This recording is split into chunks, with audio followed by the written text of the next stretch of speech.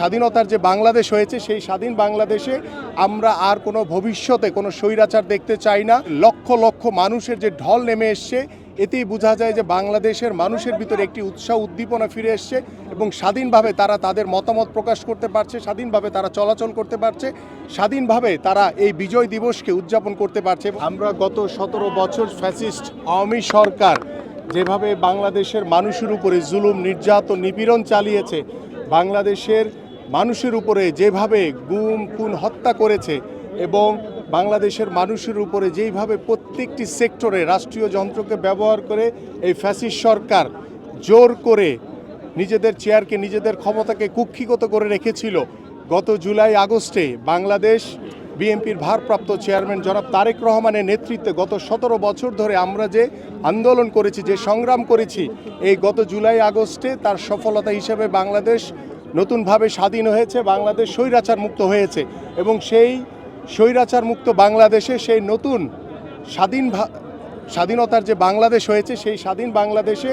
আমরা আর কোনো ভবিষ্যতে কোনো স্বৈরাচার দেখতে চাই না। আমরা চাই বাংলাদেশের আগামীতে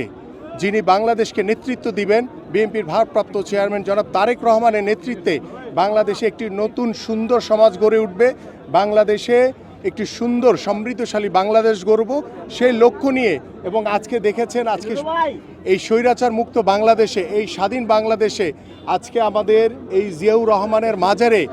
মানুষের লক্ষ লক্ষ মানুষের যে ঢল নেমে এসছে, এতেই বোঝা যায় যে বাংলাদেশের মানুষের ভিতরে একটি উৎসাহ উদ্দীপনা ফিরে এসছে এবং স্বাধীনভাবে তারা তাদের মতামত প্রকাশ করতে পারছে, স্বাধীনভাবে তারা চলাচল করতে পারছে, স্বাধীনভাবে তারা এই বিজয় দিবসকে উদযাপন করতে পারছে। এবং আমাদের মাননীয় মহাসচিব তিনি স্মৃতিসৌধে যাওয়ার সময় তিনি অসুস্থ হয়ে পড়েছেন, তিনি সিএমএইচে চিকিৎসাধীন অবস্থায় রয়েছেন। আমরা তার আশু রোগ মুক্তি কামনা করছি এবং আমরা কৃতজ্ঞ চিত্তে স্মরণ করছি আমাদের শহীদ রাষ্ট্রপতি জিয়াউর রহমানকে, যার ঘোষণার মাধ্যমে বাংলাদেশ স্বাধীন হয়েছিল। এবং আমি কৃতজ্ঞ চিত্তে স্মরণ করছি আমাদের বাংলাদেশের সবচেয়ে জনপ্রিয় নেত্রী দেশনেত্রী বেগম খালেদা জিয়াকে। আমরা সকলেই গত 6-7 বছর ধরে আমাদের প্রিয় নেত্রীকে আমরা অনেক বেশি মিস করছি, কারণ তিনি সবসময় এই দিবসগুলিতে আমাদের সাথে উপস্থিত হয়ে জাতির সামনে কথা বলতেন এবং বাংলাদেশের মানুষের সামনে তিনি উপস্থিত হতেন। কিন্তু গত কয়েক বছর ধরে তিনি অসুস্থ অবস্থা এবং আমরা